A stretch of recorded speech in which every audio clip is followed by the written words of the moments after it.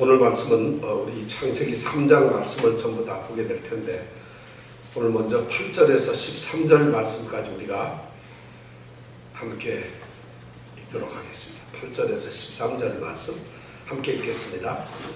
그들이 날이 서늘할 때에 동산에 거니시던 여호와 하나님의 음성을 듣고 아담과 그 아내가 여호와 하나님의 낯을 피하여 동산 나무 사이에 숨은지라. 여호와 하나님이 아담을 부르시며 그에게 이르시되 내가 어디 있느냐? 가로되 내가 동산에서 하나님의 소리를 듣고 내가 벗었으므로 두려워하여 숨었나이다. 가라사대 누가 너의 벗었음을 내게 고하였느냐? 내가 너더러 먹지 말라 명한 그 나무 실과를 내가 먹었느냐? 아담이 가로되 하나님이 주셔서 나와 함께 하게 하신 여자 그가 그 나무 실과를 내게 주므로 내가 먹었나이다. 여호와 하나님이 여자에게 이르시되 내가 어찌하여 이렇게 하였느냐? 여자가 가로되 뱀이 나를 꿰므로 내가 먹었나이다. 3장은 하나님이 인간의 역사를 시작하시고 나서 창조를 하고 에덴을 만드시고 거기에서 사람들과 교제하기를 원하셨는데, 이제 그 에덴 동산에서 인간이 타락하게 되고 그래서 하나님의 심판과 진노를 받고 그 에덴에서 추방을 당하는 이야기가 바로 이 3장에 나오는 말씀의 내용입니다. 인간이 타락을 했습니다. 죄를 저질렀어요. 우리가 지난주에 인간의 이 죄에 대해서 함께 생각을 했습니다. 아담도 하와도 뱀도 모두가 죄 가운데서 하나님의 거룩한 에덴을 훼손시키고 하나님과의 그 관계를 파괴시켜버리고 말았어요. 그래서 오늘 말씀서부터는 하나님이 그렇게 범죄한 사람에게 이제 어떻게 그 범죄한 사실에 대한 심판을 하셔야 되고, 그리고 그들에게 적합한 형벌을 내리시는 이런 내용이 오늘 3장 전체의 말씀이 되겠습니다. 특히 오늘 지금 읽은 말씀은 하나님이 이제 범죄한 인간을 심문하시는 그런 장면이 됩니다. 자, 이 8절에 보니까 죄를 저지른 이 죄인들이 하나님의 얼굴을 피해서 숨었습니다. 왜 숨게 되었을까요? 아마 자기의 죄들을 깨달았을 겁니다. 알게 되니까 그랬겠죠. 만약 죄를 몰랐다면 뻔뻔스럽게 하나님 앞에서 있었을 텐데, 죄를 알게 되니까 이제 두렵기도 하고 또 부끄럽기도 하고 이래서는 안 되겠구나 해서 숨은 것 같습니다. 이제 어쩌면 에덴 동산 여기는 하나님께서 인간과의 교제를 위한 그런 장소로 마련했고, 그 안에서 바로 이 사람과 하나님은 교제를 나누고 있었어요. 그런데 그 축복의 하나님, 그 하나님을 만나는 것이 인간에게는 가장 큰 기쁨이었는데, 그 하나님과의 만남이 지금 이 순간에는 두려움으로 바뀌었어요. 하나님과의 만남이 피해야 될 것으로, 감히 하나님과 만남을 할 수가 없는 이런 자리로 인간이 지금 떨어져 있습니다. 왜 그랬을까요? 죄 때문에 그런 거죠. 자, 그러다 보니까 하나님이 두려워지니까 어쩌면 가장 아름다운 곳이었던 쉼터와 같았던 이 에덴 동산에서, 동산 나무 아래 뒤에가 얼마나 좋은지 몰랐는데 이미 그곳이 하나님을 피하는 도피 장소로 바뀌어지고 말았다는 것이죠. 그래서 인간은 죄를 짓게 되면 이렇게 피하고 도망하게 되는 양심이라는 것을 갖고 있습니다. 바로 오늘 인간의 시조인 아담과 하와가 바로 그런 장면을 우리에게 보여주고 있습니다. 그런데 이제 하나님이 바로 그런 데 나타나셨어요. 이 하나님이 아담과 하와가 죄를 지은 것을 알까요, 모를까요? 여러분 생각에 알 것 같아요, 모를 것 같아요? 정말 아실까, 모르실까? 그런데 하여튼 하나님께서 시치미를 따시는 것도 아니고 그냥 에덴 동산에 나타나셨어요. 그래서 이 아담을 찾으십니다. 많은 사람들은 하나님께서 죄인을 부르시고 찾아가셨다고 이렇게 말씀을 하는데, 지금 이 장면은 하나님이 그 죄인을 무슨 사랑을 하시기 때문에 찾아가는 장면은 아닌 것 같습니다. 죄를 지은 그 사람에게 대해서 책임을 물으시고 어떤 책망을 하시기 위해서 그를 지금 부르시는 장면이 찾아가시는 것으로 표현이 되고 있습니다. 자, 이렇게 찾아가셔가지고 오늘 보니까 9절에서부터 이제 신문을 하시는데, 신문을 하는데 제일 먼저 누구를 하겠어요? 지금 하나님께서는 숨어있는 뱀과 여자와 남자 이렇게 셋이 아마 거기 숨어있을 것 같아요. 근데 하나님은 당연히 누구에게 제일 먼저 질문을 할 거예요. 죄는 뱀이 간교해서 여자를 유혹했고 여자가 선악을 알게 하는 그 금단의 열매를 따먹었고 자기 남편에게 갖다 줘서 남편이 다시 그것을 따먹게 되었고 그래서 죄는 뱀, 여자, 남자의 순서로 이렇게 진행이 되었어요. 그럼 하나님이 당연히 뱀에게 물었을 것 같은데 아담은 이 남자에게 먼저 묻습니다. 남자, 이 아담이라고 하는 존재는 인류의 대표성을 갖는 최초의 인간이기 때문에 지금 피조물인 인간을 향해서 창조주인 하나님과 피조물 간의 첫 번째 지금 신문의 사건이 이루어지고 있어요. 바로 하나님께서는 이 남자에게 먼저 질문을 하시는데 두 가지 질문을 하신 것 같아요. 9절에 보니까 첫 번째 묻는 질문이 뭡니까? 내가 어디 있느냐? 내가 어디 있느냐? 자, 이 9절에 있는 첫 번째 질문이 하나님의 질문이 정말 어떻게 보면 우리는 굉장히 낯섭니다. 하나님이 아담이 숨으니까 못 찾으셔가지고 어디 있는지 몰라서 지금 숨바꼭질 하느라고 아담이 어디 있느냐 이렇게 물으시는 건 아닌 것 같습니다. 하나님은 절대 모르실 리가 없잖아요. 다 알고 계시니까. 그런데 하나님은 알고 있으면서 아담에게 묻는 첫 번째 질문이 내가 어디 있느냐예요. 자, 이게 무슨 의미겠어요? 왜 그렇게 어디 있느냐고 물으시겠어요? 이미 그 앞에는 이런 말이 생략이 되어 있을 것 같아요. 네가 나의 명한 명령 이런 것을 다 어기고 함부로 네가 그걸 먹고 지금 너는 죄를 짓고 부끄러워서 숨어 있지 않니? 네가 지금 어디 있느냐? 하고 자신의 모습이 자신의 지금 위치가 어딘가를 이걸 지금 묻고 있는 거예요. 너의 지금 형편 처한 위치가 뭐냐 하는 이것을 지금 묻고 있는 거예요. 실제로 그 사람이 어디 있는 것을 묻는 게 아니라 그것을 지금 묻습니다. 그렇게 물으니까 책망을 이렇게 하면서 아주 하나님께서는 지금 분노하신 것 아닌가 싶어요. 그러니까 아담이 대답을 하죠. 아담이 뭐라고 대답을 해요? 90절에 뭐라고 대답하죠? 시작. 내가 내 산에서 하나님의 소리를 듣고 내가 무엇으로 두려워하였습니다. 네, 맞습니다. 자기가 동산에서 하나님의 소리를 들었다. 하나님의 나타나는 소리를 들었어요. 그럼 전과 같으면 뛰어나갔을 텐데 하나님과 바로 하나님과 같이 거리는 그 동산이 좋아서 나갔을 텐데 하나님이 오는 소리를 듣고 나서는 중요한 단어가 지금 세 개 나옵니다. 뭐라고 그랬죠? 첫 번째는 내가 벗었으므로 두려워하여 숨었나이다. 이것이 죄를 지은 사람들의 아주 고백입니다. 아주 죄를 지은 사람들한테 첫째 나타나는 건데 먼저 벗었다는 거죠. 이건 뭐예요? 수치심, 부끄러움이에요. 죄를 짓게 되면 부끄럽습니다. 근데 죄를 지으면 당연히 부끄러움이 있죠. 왜냐하면 그것이 옳은 일이 아니고 하나님과의 관계에서 합당한 일이 아니기 때문에 인간은 근본적으로 하나님 앞에서 죄를 짓게 되면 부끄러워할 수밖에 없어요. 그러니까 벗은 것도 알게 되고 부끄러워질 수밖에 없죠. 죄를 지으면서도 부끄러움을 모른다는 것은 이것은 정말 그 마음이 그 양심이 어떻게 화인을 맡은 거예요. 맹자에 보면 사단이라고 나오면 수호지시면 예지다냐라고 부끄러워서 그 부끄러움을 깨닫는 것 이것이 바로 사람이 인간관계에서 인간의 예에서 가장 중요한 것이 바로 부끄러움을 깨닫는 거라고 하는데 우리 인간이 죄를 짓게 되니까 제일 먼저 느끼는 것이 수치심 부끄러움이에요. 부끄러움이 없어져요. 사실 부끄러움이 없는 사람들 죄를 짓고도 뻔뻔하게 있는 사람들이 너무 많잖아요. 그런데 지금 아담은 바로 부끄러움을 알아요. 이 수치심을 알게 되죠. 벗었다는 걸 알게 되었어요.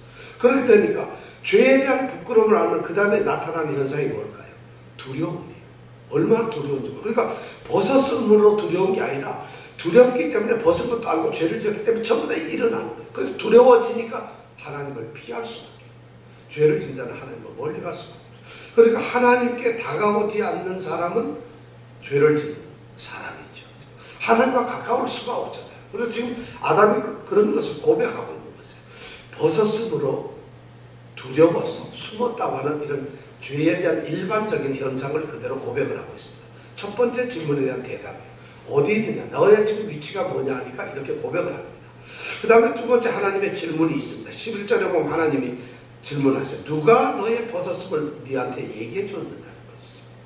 혹시 네가 너더러 먹지 말라 한 그 나무의 실과를 내가 다 먹었느냐 하는 두 가지 질문을 하나님이 동시에 던집니다. 자, 이건 하나님이 모르시는 것이 아니에요. 하나님은 이 내용을 다 알고 있는데 드디어 그가 저지른 죄에 대해서 구체적으로 죄를 갖다가 하나하나 열거를 하시는 거예요. 아마 우리도 이 세상에 끝나고 난 이 세상을 다 마치고 이 마지막 심판의 때 하나님의 보좌 앞에서 우리가 만약 심판을 받는다, 세상의 모든 사람들이 심판을 받는다면 이렇게 아마 받을 것 같아요. 내가 어디 있었느냐. 아마 하나님이 우리 주님께서 첫 번째 묻는 내가 어디 있었느냐. 이 질문 우리는 들을까요, 안 들을까요? 하나님을 믿는 사람 심판의 부활이 아니라 우리 영생의 부활이니까 심판을 받지 않는데, 그렇지 않은 사람은 첫 번째 듣는 질문이 내가 어디 있었느냐. 그리고 그 다음에 내가 나의 말을 지켰느냐, 나의 계명을 지켰느냐, 순종했느냐, 내가 너에게 명령했던 내 법도를 내가 따랐느냐 하는 것을 하나님은 두 번째로 물으실 것 같아요. 그렇지 않다면 이제 심판을 하겠죠. 그런데 그 말을 하니까 이제는 하나님의 이 신문에 대해서 사람이 잘못하면 고백을 해야 됩니다. 죄에 대해서는. 내가 죄를 저질렀습니다. 내가 잘못했습니다. 해야 되는데 아담의 대답은 아주 맹랑합니다. 12절에 보면 뭐라고 대답해요? 아담이 가로되 하나님이 주셔서 나와 함께 하게 하신 여자 그가 그 나무 실과를 내게 주므로 내가 먹었나이다. 여기 보면은 범죄자가 3명이 나오는 것 같아요. 그죠? 첫 번째 범죄자는 누구예요? 이게 본래의 우리는 번역을 이렇게 해놨습니다만 히브리어 본래 본문에 보면 이렇게 돼 있어요. 그 여자, 곧 당신이 내게 주어 함께 있게 한 바로 그 여자가 그 열매를 내게 주었고 내가 그것을 먹었습니다. 이렇게 대답을 하고 있어요. 원문은 그렇게 나와 있어요. 자, 제일 먼저 나오는 게 그 여자예요. 누가 잘못이에요? 그 여자가 누군가요? 바로 그 여자죠. 그 이름이 아직 없습니다. 하와죠. 하와인데 그 여자가 우선 진짜 잘못했다고. 두 번째 잘못은 누구예요? 하나님이 나와 함께 하게 하신 바로 그 여자예요. 그 여자가 그냥 어느 날 나타난 것이 아니고 하나님께서 만들어서 나와 함께한 그 여자예요. 하나님도 책임이 있다는 것이죠. 그 다음에 세 번째 책임은 누구예요? 그래서 갖다 줘서 누가 먹어요? 내가 먹었다는 거예요. 그러면 잘못한 게 하나님, 여자, 나 전부 다 뭐예요? 공범자들이다. 이런 얘기를 하는 거예요. 여기서 굉장히 중요한 게 자기의 죄를 전가하고 있어요. 인간은 자기 죄를 자백을 안 합니다. 우리가 늘 이렇습니다. 어떻게 보면 이 아담은 굉장히 쫀쫀한 사람이 아니죠. 이렇게 되면은 여자가 그렇게 줬다 하더라도 제가 먹었습니다. 저 여자는 잘못한 거 하나도 없습니다. 뭐 이러고 자기만 죽어야 될 텐데 어떻게 되는 다 끌고 들어가요. 여기서 더군다나 하나님께서 내게 주어 함께 하게 한 그 여자라고 이 하나님을 끌고 들어다니는 거, 이 말씀에 대해서 우리가 가만히 생각을 해보세요. 우리는 이 창세기 3장, 2장, 1장 이 창조의 이야기를 들으면서 하나님이 왜 선악과를 만들어가지고 우리 인간을 범죄하게 만들었을까? 왜 하나님은 사탄이라는 존재를 있게 해가지고 이렇게 배움으로 하여금 유혹하게 해서 인간이 타락하게 했을까? 왜 하나님은 그러한 일을 만드셔서 왜 우리로 하여금 이렇게 고통의 삶을 살게 할까? 하고 우리가 오늘날 질문하는 사람 너무 많죠. 그런 사람들은 제가 보기엔 백발백중 죄인이에요. 그래서 하나님께 핑계를 지금 갖다 대는 거예요. 하나님 그거 만들어서 그런다. 하나님이 이렇게 천지를 만드셨다. 하나님이 이런 제도를 만들었고 하나님이 이렇게 했기 때문에 우리 인간이 타락을 한 것이라고 이제 얘기를 하게 되죠. 바로 아담의 그 수법을 오늘날도 똑같이 질문하는 사람, 호기심과 궁금함 때문에 묻는 것도 있지만 실제 그 마음의 의도는 그런 게 아니라는 거죠. 하나님이 이렇게 하셨기 때문에 그렇다는 거죠. 아담이 지금 이렇게 1차 신문을 받았습니다. 지금 아담은 결국에는 하나님 앞에서 내가 먹었다고 하는 그 죄를 스스로 고백을 하게 됐죠. 그 다음에 이 화살은 두 번째 여자에게로 향하게 됩니다. 자, 하나님은 다시 여자에게 이제 질문을 하죠. 내가 어찌하여서 이렇게 하였느냐. 13절에 보면 그렇게 되죠. 내가 어찌하여 이런 일을 했느냐. 도대체 내가 무슨 짓을 한 것이냐. 너는 도대체 네가 지금 무슨 짓을 했는지를 알고 있느냐 하는 이런 말, 이 말의 의미가 그런 거예요. 넌 도대체 지금 네가 무슨 일을 했는지 알고 있느냐. 하나님께서는 여자를 향해서 지금 아주 책망을 하십니다. 근데 여자는 또 뭐라고 대답해요? 그렇죠. 또 다행스럽게 이 핑계들 때서 뱀이 나를 어떻게 꿰어서 유혹해서 나를 갖다 속였어. 그래서 내가 먹었다. 그러면 잘못은 속임의 잘못이니 속임을 당한 것은 죄가 아니라는 것이죠. 속임을 당한 것은 죄가, 속이는 건 죄인데 속임을 당한 건 어쩌면 죄가, 나는 속임을 당했을 뿐이지 속인 건 아니잖아요. 여러분, 속임을 당하는 것, 이것이 어쩌면 더 큰 죄악이에요.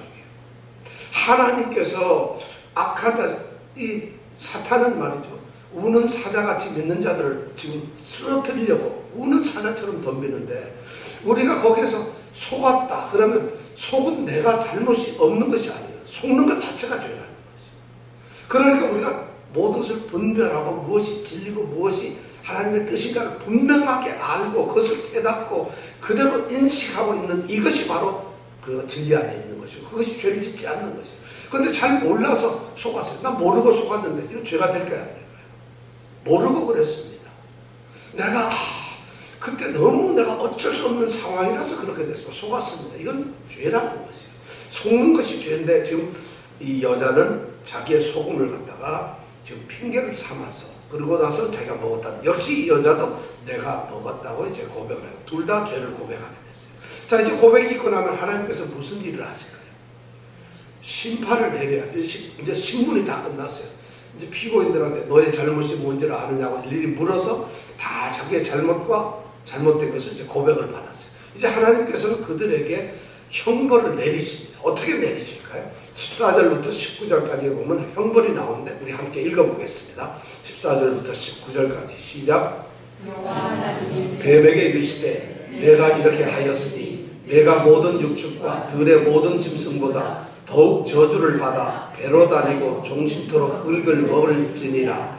내가 너로 여자와 원수가 되게 하고 너의 후손도 여자의 후손과 원수가 되게 하리니 여자의 후손은 내 머리를 상하게 할 것이요 너는 그의 발꿈치를 상하게 할 것이니라 하시고, 또 여자에게 이르시되 내가 내게 잉태하는 고통을 크게 더하리니 내가 수고하고 자식을 낳을 것이며 너는 남편을 사모하고 남편은 너를 다스릴 것이니라 하시고, 아담에게 이르시되 내가 내 아내의 말을 듣고 내가 너더러 먹지 말라 한 나무 실과를 먹었은즉 땅은 너로 인하여 저주를 받고 너는 종신토록 수고하여야 그 소산을 먹으리라. 땅이 내게 가시덤불과 엉겅퀴를 낼 것이라. 너의 먹을 것은 밭의 채소인즉 내가 얼굴에 땀이 흘러야 식물을 먹고 필경은 흙으로 돌아가리니 그 속에서 내가 죄함을 입었음이라.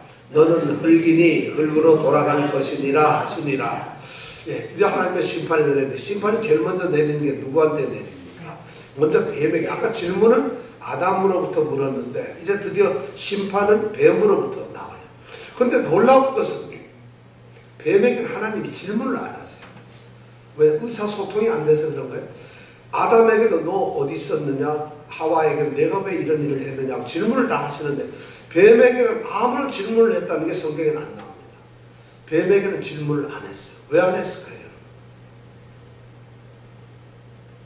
왜 안 했을까요?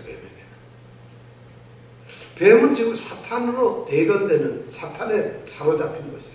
그러니까 사탄의 꼬임을 받은 인간들에게는 하나님이 책임을 물으면서 질문을 하죠. 왜 그랬는가를 묻는데 사탄에게는 하나님이 물을 필요가 있나요?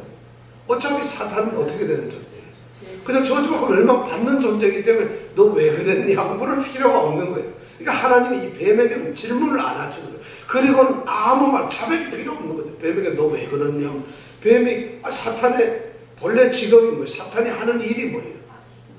아니, 사람을 유혹하고 쓰러뜨리고 죄를 짓게 하는, 이게 사탄의 일인데 너 왜 그랬느냐 이거 물으면 자기 모순에 빠져야 하나요? 질문 안 할 거라 하는 게 돼요. 그러니까 질문 안 하시죠. 그러면서 대신 뱀에게는 중요한 단어를 쓰죠. 저주라는 단어를 쓰죠. 여기 보면 우리가 14절에 보니까 내가 이렇게 하신, 내가 보는, 여기서 저주를 딱 하신다고 그래요. 뱀에게 저주라는 단어를 쓰고 있어요. 이 단어가 요한계시록에 가면 하나님께서 마지막 심판 때 이 그 큰 용, 옛 뱀에 대한 것을 저주로 해서 무저강에 가두어 두시는 거예요. 그러니까 사단에게는 저주밖에 없어요. 근데 그 저주의 주인공인 사단이 우리를 유혹하고 우리를 넘어뜨리는 거죠. 그것이 바로 우리가 말하는 영적 전쟁이라는 거죠. 근데 뱀에게 저주를 내리는데 보니까 저주의 내용이 뭡니까? 아주 두 가지를 내려. 우선 첫째, 뱀은 종신토록 어디로 다닌다고요? 배로 다녀요. 뱀에는 다리가 있나요? 없나요? 보셨어요? 다리가 없는데. 다리가 있나 없나요? 없어요. 다리가 없으니까 배로 다녀요. 자, 그러면 여기서 뱀은 배로 다닌다. 종신토록 죽을 때까지 뱀은 배로 다니는 거예요. 그 다음에 두 번째 죄는 뭐냐면 종신토록 뭘 먹어요? 뱀이 흙을 먹나요? 뱀은 절대 흙을 안 먹습니다. 근데 뱀을 성경이 이렇게 거짓말하는 거가 흙을 먹는다. 근데 뱀은 흙을 안 먹어요. 흙을 먹는 게 아니라 흙으로 다니는데 이거는 상징적인 말이에요. 우리가 흙을 먹는다. 흙의 티끌을 먹는다. 이것은 가장 비참한 그런 현실한테 흙을 먹는다. 우리 이렇게 하잖아요. 그걸 지금 상징적으로 말하고 있어요. 근데 뱀이 저주를 받았는데 가장 비참한 자리에 떨어지는데 놀라운 것은 배로 다닌다. 그럼 뱀이 본래는 어떻게 다녔을 것 같아요? 예를 들어 뱀이 본래 배로 다니는 걸 너는 계속 배로 다닌다. 이건 벌도 아니에요. 당연한 거니까. 그럼 뱀은 어떻게 다녔을까? 처음에는 걸어 다녔을까? 날아다녔을까? 걸어 다녔을까? 헤엄치고 다녔을까? 하여튼 저주가 지금 사탄에게는 저주가 되는데 아마 이 뱀은 사탄이니까 날라도 다녔을지도 모르고 걸어도 다녔을지도. 그러니까 적어도 뱀이 옛날 고대 이집트나 저 바벨론 쪽에 있는 그 옛날 고대 지금부터 한 5,000년 6,000년 전에 벽화를 보면 뱀이 서 있어요. 뱀이 이렇게 누워있는 이런 그림이 아니라 뱀들의 그림을 보면 다 서 있어요. 그러면 그 사람들은 창조 이후에 얼마 되지 않은 시기에 살고 뭔가 들은 얘기가 있으니까 뱀은 서서 다녔을 가능성이 굉장히 많다는 거예요. 이건 성경에 나온 얘기는 아닙니다. 근데 하여튼 그렇게 나와 있어요. 그러니까 뱀은 저주를 받아 이제 흙으로 하는 거예요. 그렇게 해서 뱀은 두 가지 저주를 딱 받았는데 그리고 뱀에게 결정적인 또 하나의 저주의 말씀이 나오는데 15절입니다. 15절 말씀을 우리 다시 한번 같이 읽어보겠습니다. 너무 중요한 말씀이에요. 이 15절을 우리는 보통 원래의 복음이다. 그래서 원복음 또는 원시, 최초부터 시작된 비롯된 복음이 바로 원시복음입니다. 원시란 말은 좀 아주 유치하고 옛날에 아주 이런 의미가 아니라 원시라는 말의 뜻은 원래 시작되었던 첫 복음이라 이런 말이에요. 이것이 바로 3장 15절 말씀이 복음이라는 것이에요. 자, 3장 15절 우리 함께 읽으면서 왜 이게 복음인가를 한번 여러분 발견해 보시기 바랍니다. 함께 읽겠습니다. 시작. 내가 너로 여자와 원수가 되게 하고 너의 후손도 여자의 후손과 원수가 되게 하리니 여자의 후손은 내 머리를 상하게 할 것이요 너는 그의 발꿈치를 상하게 할 것이니라. 자, 이게 왜 복음이 될까요? 예수님이 예자도 한자도 안 나왔는데 숫자도 안 나오고 원수 숫자는 나왔는데 자, 여기에는 중요한 이 비교가 나옵니다. 첫 번째, 내가 너로 여자의 원수가 되게 하고 여기서 내가는 하나님이죠. 너는 누구겠어요? 뱀. 그 다음에 누구와 원수돼요? 여자와. 뱀과 여자는 뭐가 돼요? 원수다. 이게 첫 번째 이제 조건이 뱀과 여자가 원수가 된다는 거. 그러니까 여자분들은 뱀이 무섭죠. 근데 인도네시아나 인도에 가면 뱀을 여자들이 더 잘 가지고 놀아요. 그러니까 이건 그 나라가 좀 이상한 거죠. 성경적이지 않은 거예요. 뱀과 여자는 원수가 되었어요. 남자는 원수가 되질 않아요. 지금 여기 보면 뱀과 여자가 원수가 된다. 왜냐하면 뱀이 여자를 유혹했기 때문에 여자가 뱀에게 유혹을 당했기 때문에 우선 첫 번째 얘기하는 게 뱀과 여자의 관계를 얘기하고 있어요. 그 다음에 두 번째 보면은 그 다음 말이 뭐라고 돼 있어? 너의 후손 누구예요? 뱀의 후손이죠. 그 다음에 또 누구? 여자의 후손과 원수가 된다는 거예요. 지금 뱀과 여자가 원수가 될 뿐만 아니라 뱀의 후손과 여자의 후손, 그 후손 대대까지 어떤 관계가 된다? 원수가 된다는 것이에요. 근데 중요한 것은 그 다음 말에 있어요.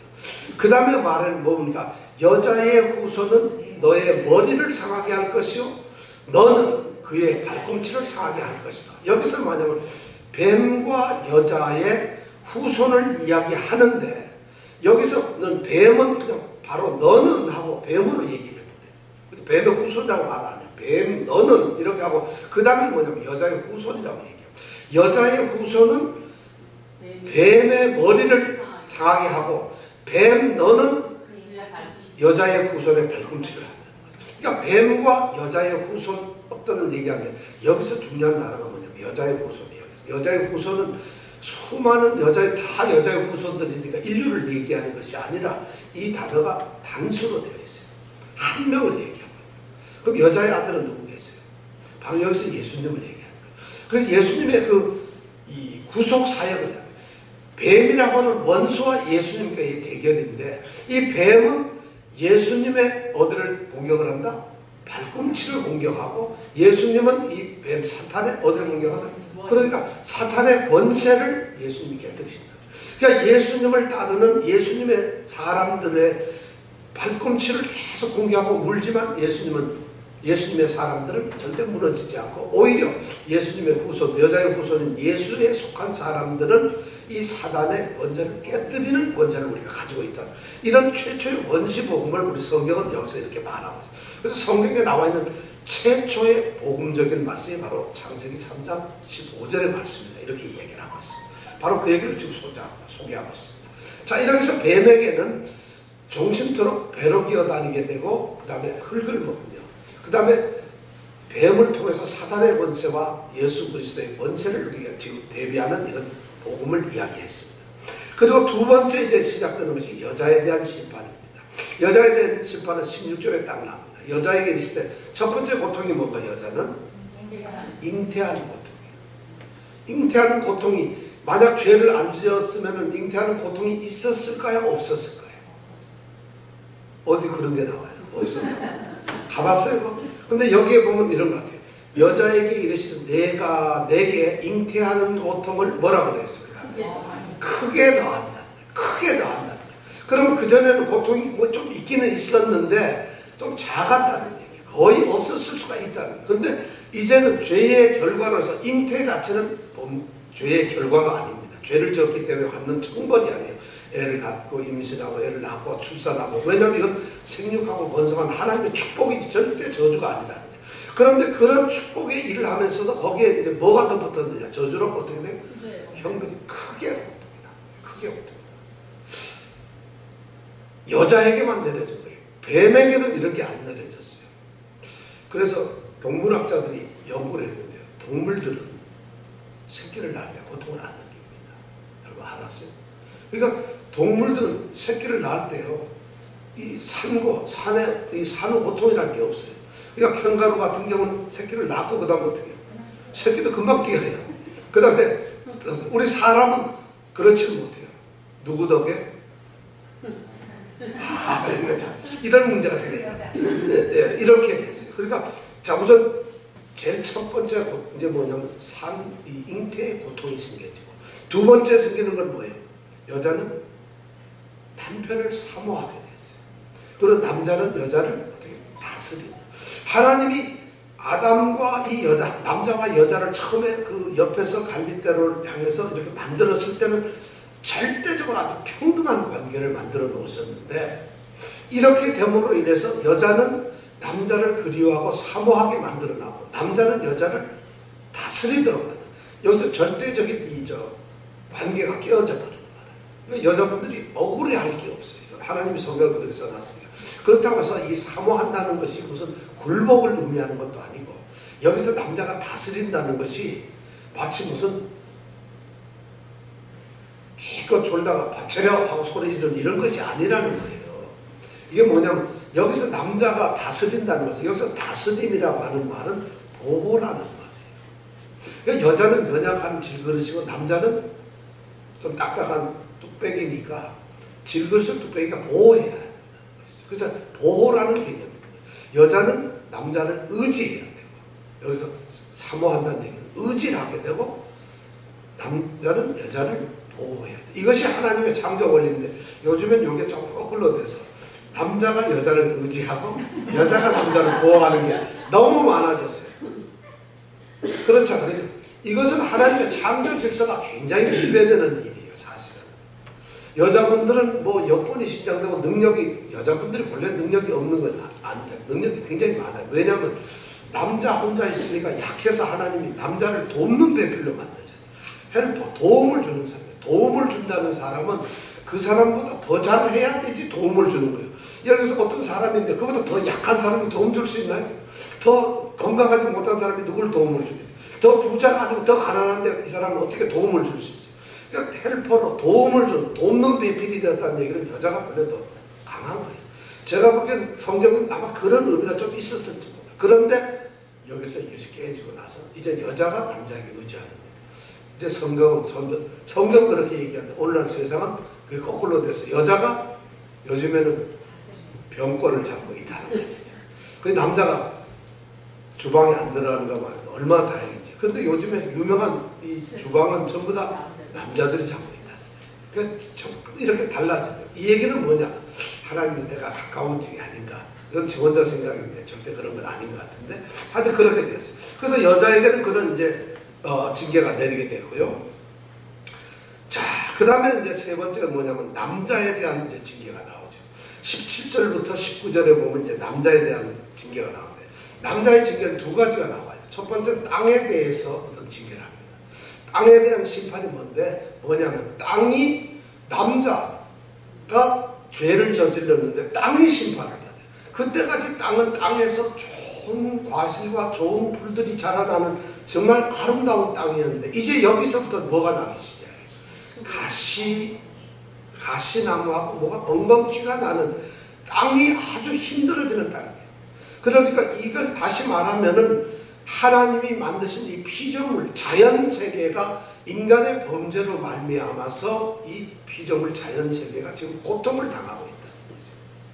여러분 그 자연이 지금 이렇게 훼손되고 이런 것이 결국 인간의 책임인데 오늘날도 그렇습니다만 이 모든 자연의 문제들이 생기는 것이 모두 다 인간의 죄 때문이에요. 사람의 죄 때문에. 그러니까 우리가 뭐 엘니뇨 현상이 일어나고 막 어떤 태풍, 지진 뭐 이런 거 나면 이런 것이 전부 하나님의 질서 속에는 있을 수가 없는 것이죠. 인간의 죄 때문에 생기는 일들이 전부 다. 그래서 결과로 온 것이라는 걸 지금 여기서 우리가 알 수 있어요.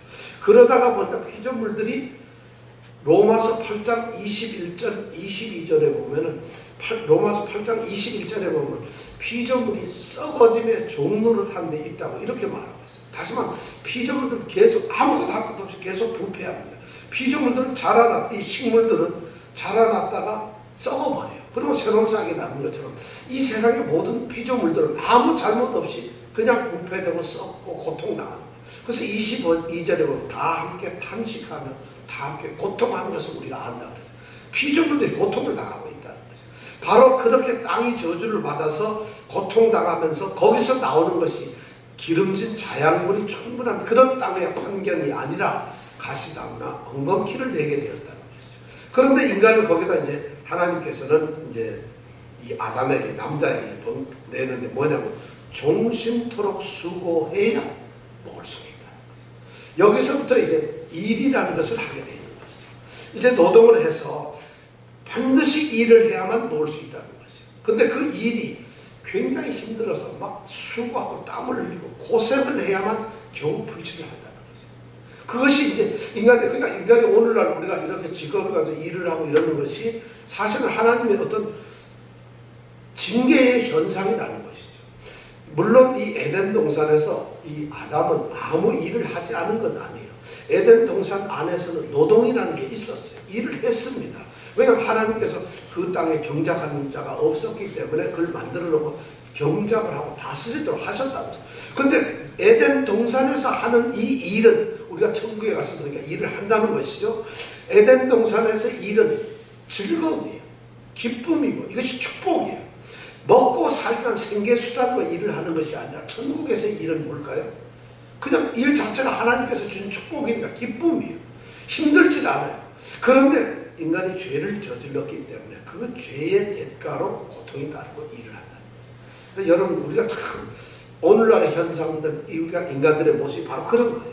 이런 것이 다 성경의 근원에서 나오는 이게 죄의 값이라는 거죠. 그러니까 우리가 구원을 얻는다는 것은 영원한 안식을 얻는다는 것은 바로 이러한 고통에서 이러한 정말 눈물과 슬픔과 괴로움 이런 곳에서 우리가 그런 것이 없는 곳으로 구원을 받는 이것이 바로 우리가 구원을 받는 것이거든요. 바로 이런 문제가 죄의 대가로 나왔죠. 그 다음에 중요한 것은 뭐냐면 필경은 뭐라고 된다? 반드시 뭘로 돌아간다? 흙으로 돌아간다. 사람이 죽으면은 반드시 뭐가 된다? 흙이 된다는 것이에요.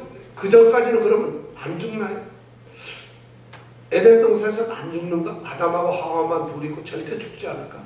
제가 보기엔 거기에서도 죽음이란 어쩌면 자연적인 현상, 저주가 아닌 어떤 징계가 아닌 그런 죽음이, 슬픔이 아닌 죽음이 있었을 것 같은 생각이 들어요. 왜냐하면 자꾸 생육하고 번성해서 꽉 차면 하나님이 자꾸 땅을 넓히셔야 되잖아요. 그러니까 거기에도 아마 죽음이라는 게 있었는지 모르겠는데, 여기에 보면은 인간이 범죄를 함으로써 흙으로 만들어졌기 때문에 흙으로 돌아간다는 이런 징계를 합니다. 흙으로 돌아간다. 그래서 인간은 왜 흙으로 돌아가냐? 흙으로 만들어졌기 때문에 돌아가는 것이 아니라, 하나님께서는 인간이 피조물로서 하나님이 만든 흙으로 된 존재였는데, 이 존재가 하나님과 똑같이 되려고 하는 욕심과 교만 때문에 하나님은 그것을 좀 정확하게 깨뜨리는 거예요.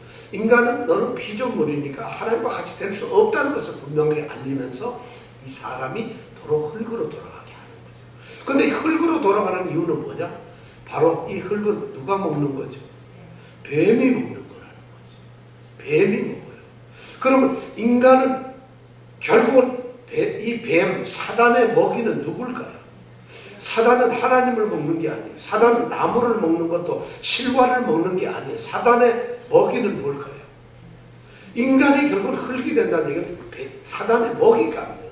그래서 사단은 인간들을 하나님의 이 거룩한 피조물로 태어난 정말 아름다운 이 피조물, 사람을 무너뜨리려고 죄중으로 자꾸 끌어들이는 거예요. 자기의 먹이들을 삼으려고. 거기서 탈출하는 것이 뭐예요? 구원이에요. 우리가 하나님을 바로 그 일을 우리에게 주시면서 하나님이 끌어가죠. 그게 안 되면은 안 된다는 것이죠. 지금 성경은 그 얘기를 하고. 그러니까 여러분 이렇게 보세요. 사탄의 먹잇감이 있는 거 한번 잘 보세요. 그럼 여러분 이 세상에서 돈만 막 죄를 져서 돈을 많이 벌었어요. 그럼 우리가 보기엔 대단한 것 같지만 죄 중에 있는, 그러면 그거는 사탄한테 아주 먹기 좋은 먹잇감이에요. 어떤 사람이 나쁜 죄를 저지면서 죄악 속에 살면서 매일 근육 운동해서 아주 멋있는 근육을 가지고 있어. 그럼 사탄이 보기엔 아주 먹기 좋은 거예요. 그게 다. 누가 아주 이쁘게 꾸미고 나서 악하게 살고 있는 이런 여인이 있다면 그건 사탄이 볼 때는 어때요? 아주 이쁘게 먹는 거예요. 먹잇감이 된다는 거예요.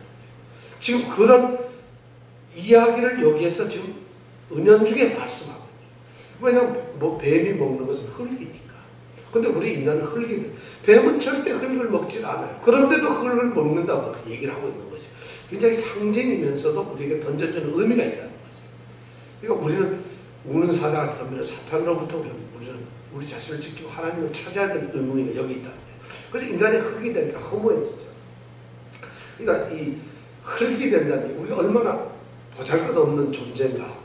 이것을 햄릿에 보면 그런 얘기가 나요. 햄릿에 보면은 이 셰익스피어 희곡이죠. 햄릿에 보면 5장에 보면 이런 얘기 나와요. 이제 햄릿이 호세이주라고 하는 그 친구에게 자기가 얘기를 합니다. 교회 공동묘지에서 요릭이라고 하는 그 사람의 묘를 이제 발견하게 되고, 그래서 그 해골 덩이를 보면서 딱 얘기를 하는 게 뭐냐, 이런 얘기를 해요. 알렉산더 대왕이 술통에 마개가 된다고 해서 그게 뭐 이상하냐?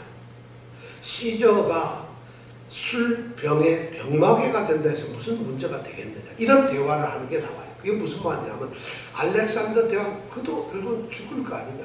그럼 죽게 되면 흙이 될 거고, 흙이 되면 썩을 게 될 거고, 그럼 그 후대에 어떤 사람이 그 흙을 모아가지고 도자기를 만들어, 술통을 만들었다. 그럼 그 흙덩어리가 알렉산더 살집일지 누가 알겠느냐, 이런 말이에요. 야, 이 셰익스피어는 굉장히 대단한 얘기를 하고 있어요. 그러면서 마지막에 대사가 이런 거예요. 오, 그 흙이여, 세상을 벌벌 떨게 하던 그것이 찬바람을 막기 위해 벽을 때우는 땜질로 사용되다니 하면서 이러면서 이 연극이 나오는데, 희극이 나오는데, 인생에 아무리 잘나봤자 어떻게 돼요? 한계가 있다. 이때서부터 인간은 존귀한 존재인 것 같지만 그의 자신의 모습을 깨닫게 합니다. 그러니까 우리가 흙을 보면 볼수록 뭘 생각해요? 이 땅을 밟고 흙을 다니면서 보면 여러분 뭘 생각해요? 야, 이 땅에 돈이 떨어졌나를 보는 게 아니라, 이 땅을 보면서 이 땅에 내 땅인가 네 땅인가 그걸 따질 게 아니라, 땅을 보면서 흙을 보면서 우리는 인간이 하나님을 떠나게 되면 바로 이런 존재가 되었구나, 이걸 깨달으라는 거죠. 흙을 보면서 이제 꼭 그걸 깨닫기 바랍니다. 이것이 참 자체 의미 있는 거잖아요. 그죠? 자, 그렇게 해가지고 이제 근데 저는 이 여기서 징계 중에서 참 제가 딱 느끼는 게 하나가 아담이 죽어서 흙이 되는 거예요. 그리고 죽게 반드시 죽는다는 것이에요. 그럼 여러분 아담이 이 죽음이라는 게 징계 같은가요? 형벌인가요? 저는 이게 형벌이 아니고 좀 축복 같아요. 이렇게 생각하세요. 여러분 평생 땅에서 나오는 나무 가시덤불 엉겅퀴에다가 막 땀 흘려가면서 평생 뼈 빠지게 살아요. 근데 만약 안 죽는다고 생각해요. 영원 천년만년 산다면 천년만년 어떻게 사는 거예요? 뼈 빠지게 고생하면서 천년을 산다고 생각해보세요. 이거 축복일까요? 아유 빨리 죽는 게 우리가 나의 주를 빨리 보자. 아까 우리 찬송 불렀죠. 찬송 불렀잖아요. 영화로운 곳에서 우리 주님 만나고 빨리 만나는 게 낫잖아요. 뼈 빠지게 고생하면서 이 땅에서 여러분 천년 사는 게 그게 뭐죠? 지옥이라는 데가 그런 거예요. 죄를 짓게 되면 천상 죽지도 않는 영원한 곳에서 형벌 가운데 있는 거예요. 천국은 그런 것이 없어졌다는 거죠. 고통이 없어졌다. 그러니까 어쩌면 하나님께서 인간에게 죽음이라는 걸 주셨다는 것은 죽음이 죄의 형벌이긴 하지만 오히려 하나님의 자비가 들어가 있는 거죠. 난 이렇게 생각을 해요. 그렇지 않을까요, 여러분? 그래서 죽지 않은 게 아니라 영원히 정말 종신토록 그러면서 이걸 종신, 내 목숨 한 80년 사는 게 다행인데 차라리 한 10년 좀 살게 하면 더 우리가 고통은 안 당할지 몰랐어. 근데 장수가 반드시 좋은 건 아니라는 거죠. 이런 것이 지금 여기에서 나와 있다는 것이죠. 자, 이렇게 해서 징계는 마감이 됐어요. 그리고 징계는 여기서 끝이 났어요. 그래서 그대로 형벌을 받았는데 이런 형벌로 끝날 것이다. 그게 아니라 그 다음에 보면은 중요한 말씀이 나오는데 아주 중요한 게 나오는데 20절하고 21절에 보면은 아담이 여자에게 이름을 지어줍니다. 그리고 21절에는 하나님께서 그 벗은 사람들에게 옷을 지어주는 장면이 나옵니다. 자, 우리 20절, 21절 함께 읽어볼까요? 시작. 만을 하와라 이름하였으니 그는 모든 산자의 어미가 됨이더라. 여호와 하나님이 아담과 그 아내를 위하여 가죽옷을 지어 입히시니라. 자, 아담이 이제 드디어 아담과 하와가 다 죄를 지었기 때문에 아담과 하와는 아주 평등한 관계에서 이 관계가 깨어지고 나서 조금 지배자와 비지배자, 어쩌면 다스림을 갖는 이런 관계로 달라졌어요. 그렇게 되다 보니까 이제 하나님이 그렇게 명령을 했으니까 여자는 남자를 사모해야 되고 남자는 다스려야 되니까 드디어 아담이 그 하나님의 명령을 받들어서 여자에게 이름을 지어준다는 거죠. 제가 그랬죠. 지난번에도 말씀드린 이름을 누구에게 지어준다는 것은 이름은 권위 있는 사람이 아랫사람에게 이름을 지어주는 것이에요. 손자가 할아버지 이름을 지어주는 게 아니라 할아버지나 아버지가 이름을 지어주는 거예요. 그러니까 이름을 지어준다는 건 어떻게 권위나 권세를 말하는 거예요. 그러니까 아담이 드디어 하나님의 그 명령을 듣고 나서는 여자에게 이름을 지어줘요. 두 번째 새로운 이름을 지어줘요.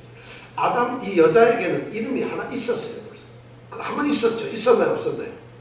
2장 23절에 보면 옆구리에서 흙을 빚어가지고 돌자로 지었을 때에 그때 이 아담이 하나님께서 그 여자를 손을 잡고 사뿐사뿐 하나님이 걸어오시는 걸 보고 막 사랑의 고백을 하죠. 그때 뭐라면 여자라고 불러요. 근데 이때 여자라는 게 이름이에요. 왜냐하면 아담 자신은 남자이기 때문에 이쉬라고 하는 히브리 이쉬. 근데 여자는 히브리 말로 이샤예요. 그래서 이쉬가 그 여자를 보고 뭐라 부른다? 이쉬가 이샤라고 부르는 거예요. 그래서 여자, 남자 이런 말이에요. 여자라는 말은 남자에게서 나왔다는 거예요. 내 몸에서 나왔기 때문에 이쉬가 되는 거예요. 그러니까 이쉬가 이샤가 됐다. 그런 이름을 여자라고 하는 이름을 지어줬는데 여기서는 이제 그 이름이 안 쓴 거에 더 있어. 그리고 무슨 이름을 지어요? 하와라고 하는 이름을 새로 지어줘요.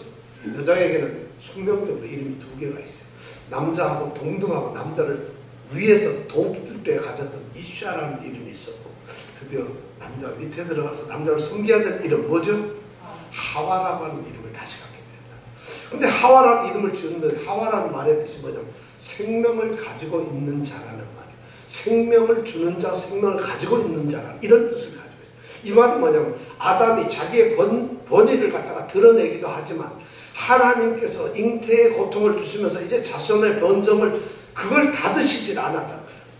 다시 말해서 계속 후손의 번성과 번창하고 이 땅에서 하나님께서 모든 이제 자녀들이 생겨가지고 많은 인류가 이 우주를 채우게 될 것이라는 축복을 거두시지 않았기 때문에 지금 이 아담은 하와의 이름을 통해서 하나님께 지금 감사를 하고 있는 거예요. 그래서 이름을 하와라고 해서 하와는 생명 있는 자들의 고백대로 산자의 어미라고 되는 이게 뭐냐면 생명을 가진 자들의 어머니가 된다는 거예요.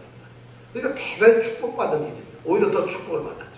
자, 그래서 이름을 줬어요. 이렇게 해가지고 자, 하나님의 어떤 이런 징계에도 불구하고 인류는 계속해서 존재할 수 있다는 가능성이 여기에 드디어 생겼고, 드디어 이 모습을 가만히 보면 지금 인류는 이제 드디어 살아남았을 뿐만 아니라 죽음과 멸망이라는 데로부터 건져질 수 있다는 가능성을 하나님은 열어두셨다는 거죠. 그래서 이제 드디어 인간들은 생명에 대한 기대나 소망을 가질 수 있다. 이것을 지금 아담은 찬양을 하고 있는 것입니다. 그러면서 21절에 가서 하나님은 그 찬양을 받으시고는 뭘 하시냐? 그들에게 옷을 만들어주세요. 지금 이들이 입는 옷은 뭘까요? 나뭇잎. 무화과 나뭇잎 지금 옷을 입고 있어요. 그런데 지금 하나님께서는 무슨 옷을 지어줘요? 가죽 옷을 입어요. 양인지 어떻게 하세요? 그냥 막 찢지 마세요. 절대 양이 아니라는 거죠. 요나단 탈굼이라고 아주 고대 이 성경 사본이 있어요. 그 사본에 보면은 이 가죽이 무슨 가죽이 거기에 나와요. 양이 아니고 뱀 가죽이에요.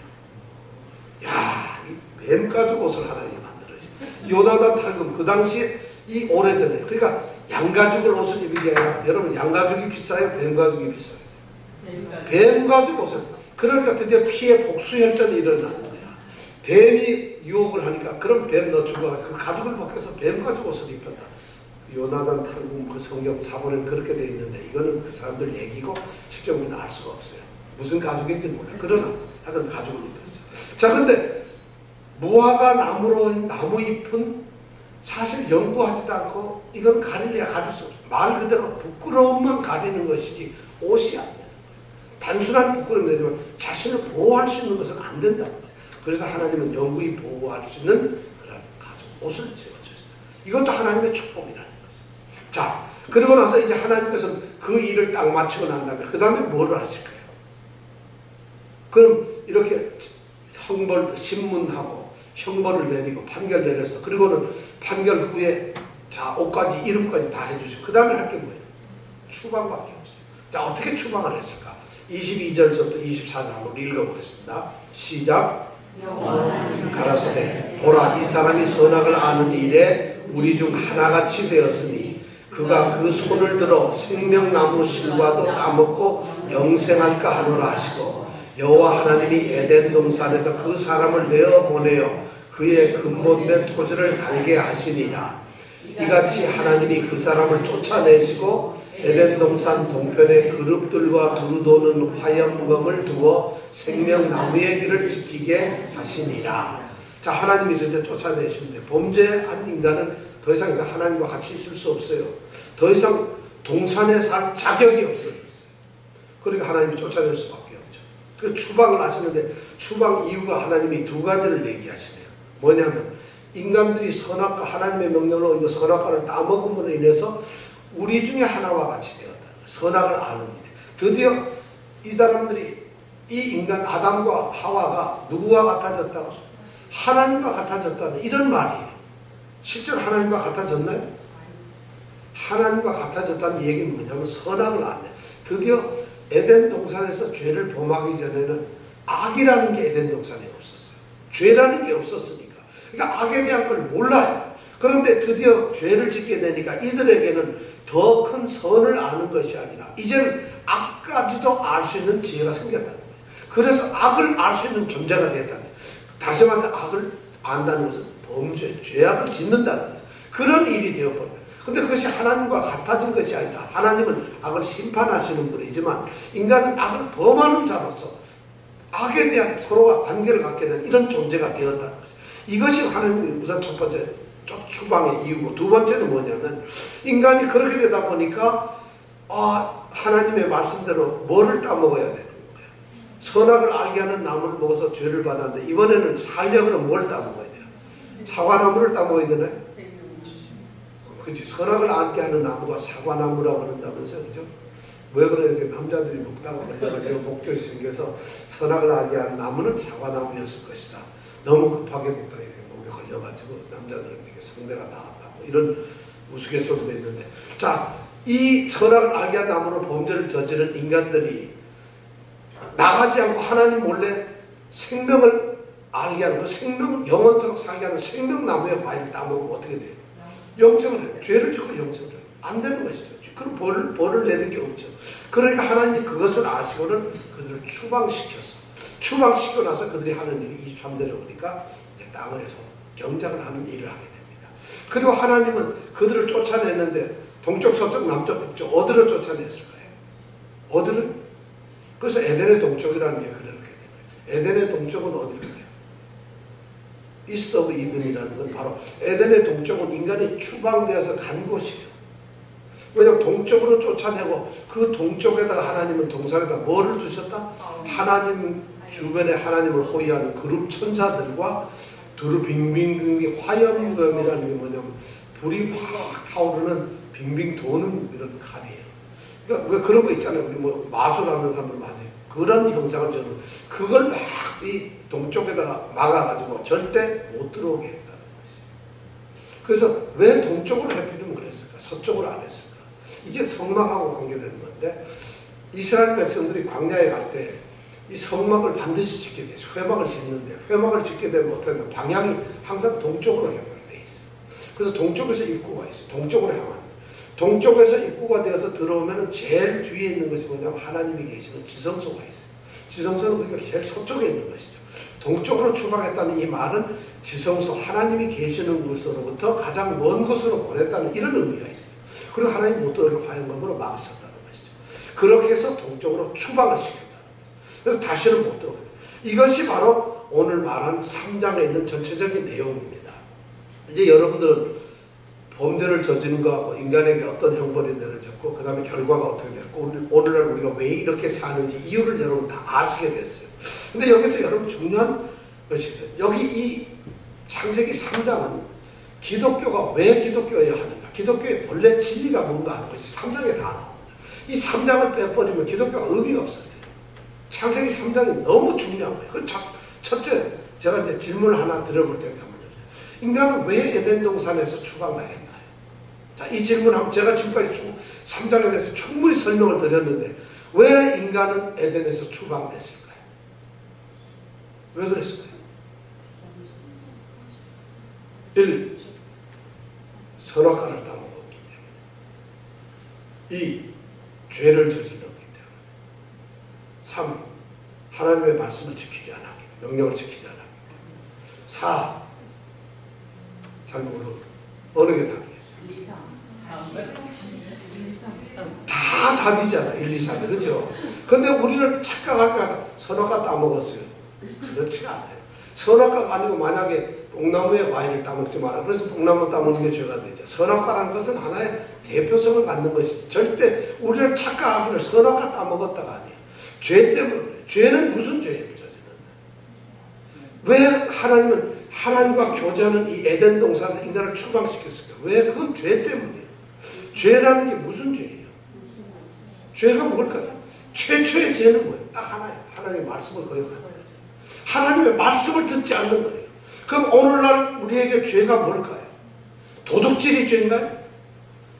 사람 죽이는 게 죄인가요? 거짓말하는 게 죄인가요? 아니야. 하나님 앞에서 죄는 다 하나예요. 하나님의 말씀을 듣지 않는 거예요. 하나님의 뜻을 듣지 않는 것이에요. 그러니까 우리가 죄를 회개합시다 하면 회개할 때 전 죄가 없는데요.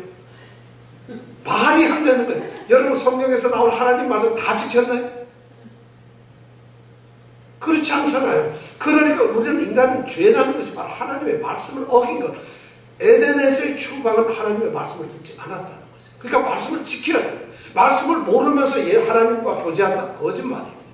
하나님이 무슨 말을 했는지 모르는, 하와의 잘못이 뭐예요? 하나님께 직접 듣지 않으니까 하나님의 말씀을 정확히 모르는 것이에요. 아담이 죄를 저지른 게 뭐예요? 하나님의 말씀을 가볍게 여기는 거예요. 뱀이 왜 죄를 저질러요? 하나님 말씀을 변화시켜가지고 마치 하나님 말씀을 적당해서 전혀 엉뚱한 소리를 하는 거 아니에요. 죄라는 게 뭐예요? 하나님의 말씀에 순종치 않는 것이에요. 이것이 죄라는 거죠.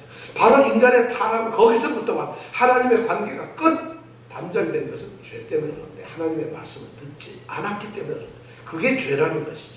자, 그렇다면 구원이란 건 뭐겠어요? 구원. 그럼 자 그렇게 되면 구원이라는 건 다시 말해서 에덴으로 도로 회복되는 것이, 그죠?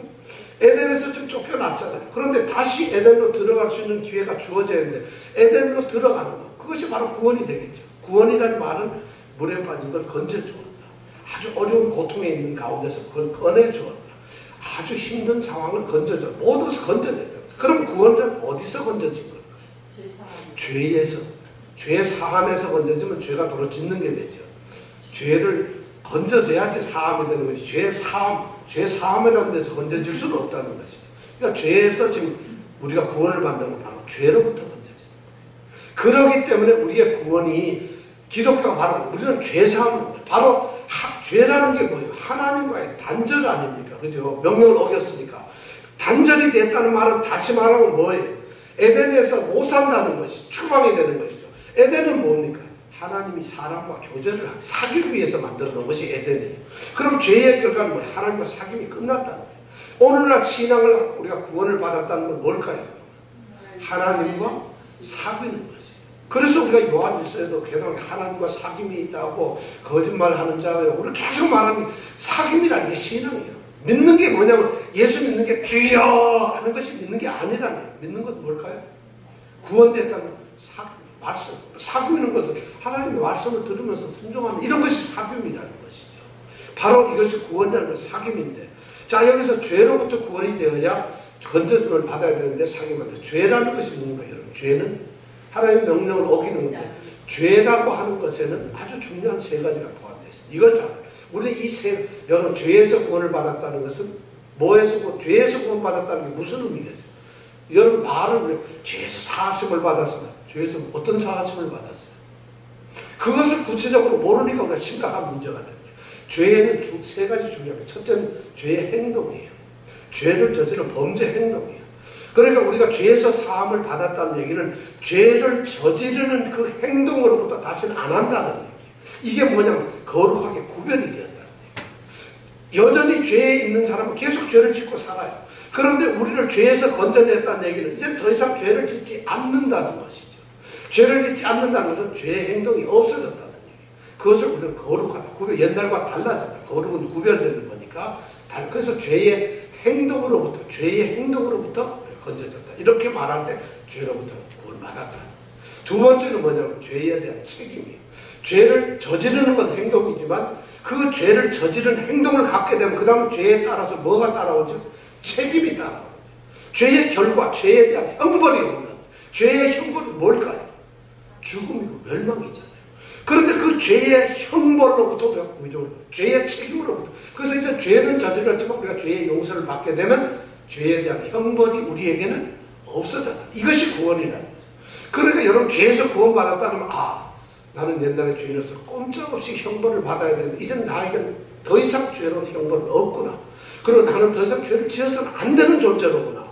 이것이 바로 죄고요. 나머지 세 번째, 죄라는 것은 뭐냐면 더러워요. 죄를 짓게 되면 죄라는 것 자체가 불결하고 진짜 추악한 거잖아요. 그러니까 죄를 지었다는 얘기는 내가 더러운 가운데 있다는 거예요. 죄에 대한 책임은 안 져도 죄를 지은 존재는 더러워요. 내가 죄의 행동을 했지만 그것이 지금은 안 하고 있지만 여전히 죄를 지은 사람으로서 나는 죄인이라고 하는 더러운 누명과 그런 오점을 가지고 오염이 되어 있다. 죄에서. 그런데 그걸 주님이 건져내요. 이걸 바로 성결이라 깨끗게 하셨다. 그러니까 우리가 죄에서 구원을 받았다는 이 세 가지가 다시 죄를 짓지 않는 범죄 행동을 안 한다는 것, 죄에 대한 결과 책임으로부터 우리가 완전히 벗어났다는 것, 그 다음에 죄의 더러운 것으로부터 깨끗하게 되었다. 이 세 가지를 말할 때 우리가 죄에서 구원을 받았다는 거예요. 그런데 여전히 죄의 더러운 모습을 하고 있다면, 여전히 죄에 대한 책임 때문에 아직도 끌려가고 있다면, 아니 지금도 죄에 여전히 하나님의 명령을 거역하고 하나님 말씀을 순종하고 있지 않다면은 이것은 역시 죄 가운데 그냥 있다는 얘기예요. 심각한 거죠. 이런 것이 제대로 우리가 죄가 뭔지 모르고 죄에 대한 구원을 받았다는 것이 뭔지 모르기 때문에, 여전히 죄가 뭔지 모르기 때문에 오늘날 구원 받았다는 사람들이 여전히 죄 가운데 있다는 거예요. 모르기 때문에 그런 거예요. 이런 사실이 깨달아지면 범죄할 수가 없어요. 죄의 가치가 없어요. 여전히 죄로서 책임이 없기 때문에 기뻐하지 않을 수가 없어요. 왜냐하면 죄의 책임이 없거든요. 깨끗해졌기 때문에 누가 보더라도 그 사람은 성결한 사람은 살아야 된다는 거지. 이런 게 없기 때문에 교회에 득실득실 거리는 수많은 성도들이라고 이름하는 자들이, 교인들이 전혀 죄에서 구원받지 못한 모습을 살고 있다는 거죠. 그런 사람에게는 하나님의 교제가 없죠. 에덴에 갈 수가 없어요. 구원받지 못하니까. 그러면 하나님의 교제가 안 되면서도 그들 착각합니다. 왜냐? 이런 것이 제대로 이 창세기 3장의 이 진리가 우리에게 제대로 전달이 안 됐기 때문에. 오늘 교회들이 심각하면 교회의 가장 이 기독교의 핵심적인 문제가 그거예요. 자, 그럼 중요한 얘기야. 그럼 우리가 죄에서 구원을 얻는 거예요. 기독교는 왜 에덴 동산에 추방되었는가? 죄를 지었기 때문에. 죄에서 구원되는 것이 구원이다. 그럼 죄에서 어떻게 구원됩니까?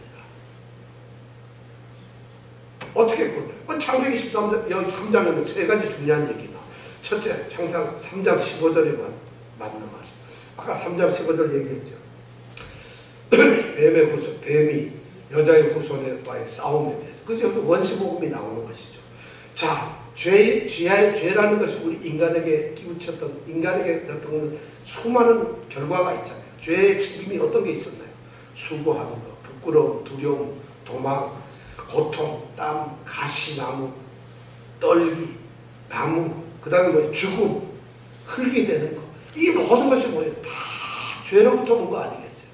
바로 그러한 것이 놀라웠게도 뱀의 유혹으로 인해서 뱀의 사탄의 일 때문에 인간에게 그런 것이 왔는데 여자의 후손이 예수 그리스도가 그 뱀의 권세를 깨뜨린다는 것이에요. 바로 뭐냐? 여자의 후손인 예수 그리스도가 저주를 받으셨어요. 인간의 몸으로 오셔가지고 이 땅에 오셔가지고 성육신했죠. 그래서 저주를 받아 어떤 일을 할까요? 삶의 가운데서 성육신하셔서 육신으로 고통을 당했어요. 땀이 떨어지는 것, 핏방울이 떨어지는 것처럼 기도하시는 주님이세요. 머리에 가시로 된 면류관을 쓰셨어요. 그리고는 십자가 나무에 달리셨어요. 그리고 죽음을 맛보세요. 그러면 어떻게 됩니까? 바로 인간들이 돌아갈 수밖에 없는 그 땅으로 장사돼요. 이것이 성육신하는 그 예수님의 모습을 창세기 3장에서는 인간의 모습으로 그대로 해서 나중에 우리의 구세주는 성육신 하시는 하나님의 아들이라는 것을 우리에게 얘기해 주고 있는 것이죠. 굉장한 지금 그런 것을 메시지로 던지고 있어요. 자, 두 번째 얘기는 뭐예요? 창세기 3장 21절의 말씀은 뭐예요? 새로운 옷을 지어주셨다. 새로운 옷이 무슨 옷이죠? 가죽옷이. 자, 이 가죽옷이라는 말은 풀린 옷은 나무잎이 떨어지고 꺾어지면 썩어져 버리고 없어지고 말아요. 그리고 약해져서 그건 부끄러움을 겨우 가리지만 옷이라고 하는 역할을 못해요. 더군다나 이 나뭇잎은 자신들이 만들어 입었지만 자신들이 자신의 이 부끄러움이나 죄를 가릴 수가 없어요, 인간은. 그런데 하나님께서 가죽옷을 만들어 주셨어요. 하나님이 만들어 주신 가죽옷을 입어야만 비로소 죄를 가리울 수가 있다는 거예요. 왜 가죽옷일까요? 가죽옷을 하려면은 가죽은 그냥 만들어지는 것이 아니라 살아있는 생물, 동물이 죽어서 피를 흘려야만 비로소 가죽옷이 만들어지는 것이에요. 누가 생명을 버리겠어요? 우리를 보호하고 지키시겠어요? 누가 죽는 거예요? 예수님이 죽으신 거예요. 그래서 구약의 제사에 보면 속죄 제사를 할 때 짐승이 그래서 죽는 거예요. 이 가죽옷 때문에 그래서 죽는 거라고. 그 짐승들이 죽어서 피를 흘리고 죽게 되면 그 가죽은 누가 갖느냐? 제사장의 몫으로 갑니다. 바로 제사장들이 제사를 지내면서 이 가죽옷을 보는 동물들이 죽고 그 가죽을 보면서 창세기 21장에 이 가죽옷을 생각합니다. 가죽옷은 그냥 옷이 아니라 바로 하나님이 지어주시는 구원의 방법이라는 거예요. 그것이 누구냐? 피를 흘려 죽으시는 동물처럼 희생 제물처럼 화목 제물로 우리 주님께서 죽으신다는 걸 얘기하고 있다는 것이죠. 그러니까 이 3장, 그 다음에 나머지 하나 3장 마지막 절 24절 24절에 보면은 하나님께서 에덴 동산에 못 들어오게 하려고 동쪽으로 출방을 시키고 그룹들하고 화염검으로 막으셨어요. 저는 여기서 이것이 얼마나 크신 하나님의 은혜인지 몰라요. 생각을 해보세요. 인간이 만약에 생명나무의 길로 가서 생명나무 과일을 먹었다고 해보세요. 죄를 저지르고 뼈 빠지게 고생해야 되는 인간이 생명나무를 먹고 안 죽는다면 어떻게 되겠어요? 그거 자체가 저주죠, 생명나무를. 그러니까 못 먹게 하는 것이 하나님에게, 우리 인간은 너무 축복이에요. 빨리 죽는 게 나으니까. 말이 이상하네. 그런데 하여튼, 왜냐면 영원 생명나무 마시면 안 죽는 건 그것이 더 고통이잖아요. 죽음보다 더 아픈 것이 없는데, 이건 고통, 죽음보다 더 아픈 거예요.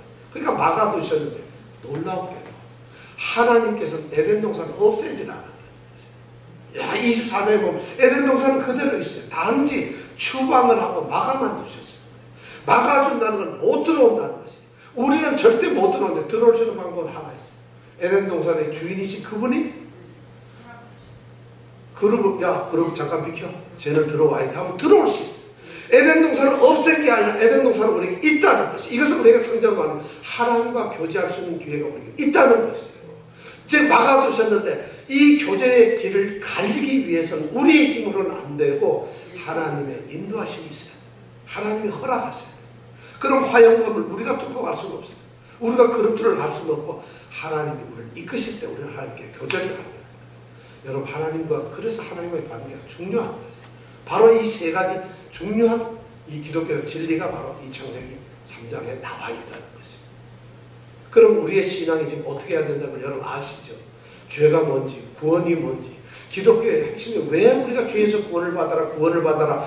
바로 이 3장에서 나오는 이 말씀 때문에 에덴에서 추방된 우리 인간의 이 처참한 모습이 다시 하나님과의 깊은 사귐의 단계로 들어가기 위해서 우리 구원을 받습니다. 그것이 바로 천국이고 요한계시록 21장에서는 바로 그런 하나님과 거리는 그런 천국의 얘기를 우리가 들려주고 있다. 그러니까 우리가 죄에서 구원받아 뭐해? 이 말이 엄청나게 잘못되고 있다는 거예요.